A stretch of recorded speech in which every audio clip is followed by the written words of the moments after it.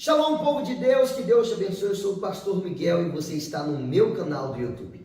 Eu peço que você se inscreva no canal, ative o sininho para receber todas as notificações, comente, curte, compartilhe esse canal.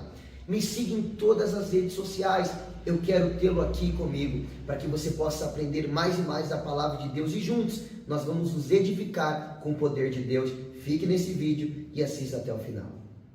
Hoje eu quero falar com vocês sobre o tema espíritos familiares. De um tempo para cá, eu comecei a estudar muito sobre o mundo espiritual. E eu cheguei a uma conclusão que as pessoas têm vivenciado guerras intensas contra espíritos familiares. Mas ao mesmo tempo que eu vi em meu coração a necessidade de aprender sobre o mundo espiritual, de ensinar pessoas na palavra de Deus sobre o mundo espiritual, eu me vi numa situação onde havia muitas pessoas com sinônimo de incredulidade. Pessoas com a mente fechada, não querendo ouvir o que nós tínhamos a falar sobre o mundo espiritual. Mas eu quero lhe dizer nesse vídeo, eu quero que você assista até o final. O mundo espiritual existe independentemente da crença ou da descrença de alguma pessoa. O mundo espiritual é real, o mundo espiritual existe. Eu quero lhe dizer que queira você acreditar ou não, espíritos familiares existem, estão atuando em muitas famílias e talvez até dentro da sua família. Eu gostaria de ler um texto bíblico com vocês para que nós possamos entender um pouco mais sobre espíritos familiares.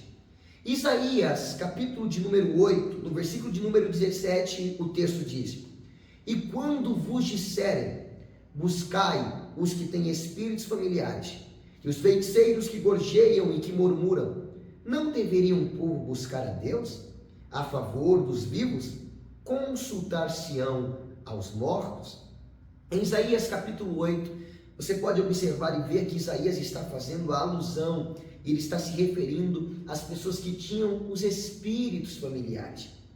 No tempos antigos do Antigo Testamento, você pode observar que tinha muitas pessoas que se consultavam, se comunicavam com os espíritos familiares.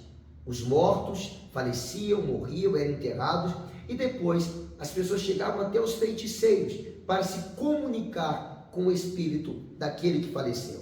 Então nós vemos em Isaías capítulo de número 8, versículo 19, sobre espíritos familiares. Se você pegar a Bíblia e ler lá em Levítico capítulo de número 20, a palavra de Deus é muito clara, enfática e direta em se referir aos espíritos familiares. Eu gostaria de ler com vocês Levítico capítulo de número 20, versículo 27. "Também o homem ou a mulher que for necromante ou feiticeiro, certamente será morto", ou seja, também o homem ou a mulher que for necromante, feiticeiro, ou em algumas traduções diz que tem espíritos familiares, que se consulta com espíritos familiares, certamente será morto com pedras, os apedrejarão e o sangue deles sobre ele será. O que esse texto está falando? Deus não gostava de quem se comunicava com os espíritos familiares. Deus não se agradava de quem se comunicava com os espíritos familiares. Deus odiava essa prática, a ponto de Deus dizer, a ponto de Deus falar, que aquela pessoa que se comunicava com o espírito familiar deveria ser morto. Agora, eu queria chamar a sua atenção para 1 Samuel, capítulo de número 28. Pastor Miguel, por que você está lendo os textos bíblicos? Para te mostrar e te provar que espíritos familiares existem, estão na Bíblia Sagrada.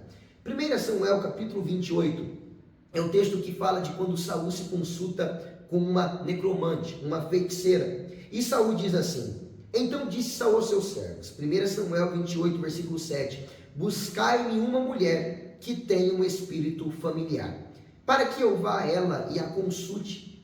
E seus servos lhe disseram: eis que há uma mulher que tem um espírito familiar em Endor." Versículo 8, a última parte do versículo: "Rogo-te que me adivinhes pelo espírito familiar, e traze-me um homem a quem eu nomearei." Versículo 9, a última parte do versículo: "A mulher disse a Saul: você exterminou da terra os que têm espíritos familiares, ou seja, Saul seguiu uma ordem de Levítico, que dizia que quem se consultava com os espíritos familiares deveria morrer. Então ela pergunta assim, como que eu vou ter a garantia de que você não vai me matar? Como que eu vou ter a garantia de que isso não é uma armadilha, de que isso não é um laço para que eu morra? Então você vê que na Bíblia Sagrada havia muito essa prática, a prática de se consultar com os espíritos familiares. Mas afinal, Pastor Miguel, o que são espíritos familiares? Se você pegar a Bíblia hebraica, você vai ver que a palavra espíritos familiares é o mesmo que servo doméstico. É um espírito satânico que atua dentro de uma família, ou seja, ele vem por meio de alianças do passado, feitas com entidades satânicas. Ele vem por meio de altares que foram levantados a demônios. Eles começam a habitar dentro de uma família, trazendo o quê? Trazendo confusão, trazendo mentira, trazendo falsidade, trazendo engano, trazendo confusão e divisão dentro das famílias. É um servo doméstico, onde dorme com a pessoa, onde se alimenta com a pessoa, onde vive com a pessoa. E a pessoa às vezes não entende porque a vida dela está a ser dificultosa. Ela não entende porque ela está a viver momentos de dificuldade, de provação. Mas isso é porque o espírito familiar está na vida dessa pessoa. Por isso que ele está a viver tudo isso. Outras definições sobre espíritos familiares. Espíritos familiares são leis, são costumes, comportamentos repetitivos que atuam dentro de uma família. Ou seja, existem muitos lares onde você vê a repetição de fracasso, a repetição de doenças, a repetição de derrotas. E isto não é, senhoras e senhores, uma questão comportamental. Isso não é uma questão de influência familiar física humana, não. Isso é a presença de espíritos familiares. Eu quero lhe ensinar uma coisa pelo Espírito de Deus.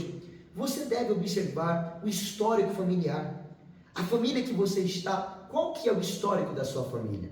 Como que é a vida da sua família? Por exemplo, se você vê que na sua família tem um histórico de repetição de derrota, repetição de doença, repetição de fracasso, isso é sinal de que existe um espírito familiar, de que existe um demônio atuando dentro da sua família. Você já viu aquela pessoa que uma hora ela está bem, outra hora ela está mal. Uma hora ela está feliz, outra hora ela está triste, brava, estressada, não quer falar com ninguém. E as pessoas acham que isso é uma questão de estresse. Tem pessoas que acham que isso é por consequência do trabalho contínuo da vida. As pessoas acham que tem que tomar remédio para se acalmar, tem que passar no psicólogo para se acalmar, mas na verdade isso não é físico, isso é espiritual. E aprenda algo. O que é espiritual, você não resolve com remédio. O que é espiritual, você não resolve indo no psicólogo. O que é espiritual, você não resolve no físico. Você tem que combater no espiritual. Eu quero contar uma experiência, um testemunho para você. Uma vez havia uma família, e essa família estava a viver fracassos e derrotas. Eles viviam repetição de fracasso, e o filho dizia, poxa, o meu pai me rejeitou. E o meu pai me amaldiçoou quando eu era menor. E hoje eu estou a viver uma vida completamente bagunçada. Não dou certo no relacionamento, minha vida financeira não vai para frente, nada dá certo. Então essa pessoa veio para o culto e pediu uma oração. E quando colocaram a mão na cabeça dessa pessoa para orar, o espírito satânico se manifestou. E o espírito disse assim, eu estou no corpo desse jovem. Eu estou no corpo dessa pessoa há mais de 20 anos. Ou seja, eu se alimento com ela. Eu durmo com ela, eu saio para os lugares com ela, ou seja, ela é minha, ele é a minha, o meu esconderijo, a minha casa, a minha morada. Só que a pergunta que fica é, de onde esse espírito familiar veio? O espírito satânico mesmo respondeu, eu vim desde quando seu pai era vivo. Eu entrei em você desde quando seu pai era vivo. Senhoras e senhores, não existe nada mais explicativo do que a experiência de uma pessoa. E ela contando, ela disse, o espírito familiar estava atuando na minha vida, por consequência de uma aliança feita pelo meu pai lá atrás. Ou seja, aquele jovem, aquele homem estava vivendo uma vida de fracasso e de derrota, por conta do espírito familiar. O pai morreu, mas o espírito satânico não morreu. Por quê? Porque pessoas morrem, espíritos não. Pessoas são enterradas, pessoas são colocadas dentro de um caixão, espíritos não. Espíritos familiares não morrem, espíritos familiares têm que ser expulsos. E eles só são expulsos pelo poder da fé. Eu quero falar com vocês agora sobre sintomas de quem vive uma vida baseada nos espíritos familiares, de quem vive uma vida aprisionada por espíritos familiares. Eu quero falar com você nesse momento sobre sintomas de quem tem espíritos familiares. Ouça bem, você acha que uma família é normal a mãe ter câncer, a filha ter câncer, depois a neta também está sendo vítima, o médico olha para ela e diz assim, você também está com câncer. Você acha normal o vô beber, o neto beber, o filho, que é no caso o pai, beber também? Você acha normal haver toda uma repetição dentro de uma família? Eu lhe digo que não é normal.